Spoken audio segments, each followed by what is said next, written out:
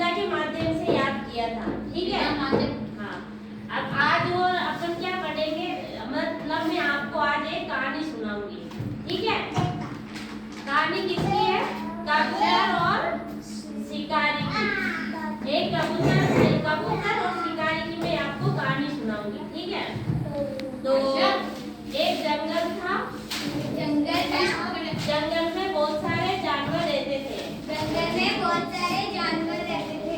तो जंगल में एक सुंदर सा कबूतरों का झुंड भी रहता था। ठीक है।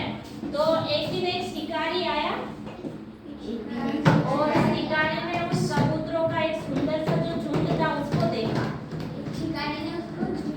हाँ, तो वो शिकारी ने सोचा कि क्यों ना मैं इन सभी कबूतरों को अपनी जाल में फंसाऊं। हाँ, तो जो कबूतरों का झुंड था, तो वो शिकारी ने सोचा कि इनको मैं अपनी जाल में फंसा के और पकड़ के ले जाऊंगा। तो उन्होंने उन कबूतरों के झुंड के पास में अपनी जाल बिछाई।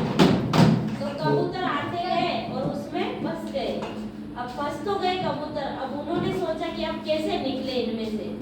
अगर शिकारी आ गए तो उनको लेके जाएगा कबूतरों को, और अगर नहीं निकले तो उन सबको मार देगा शिकारी को। आराम से बच्चों, आवाज मत करो।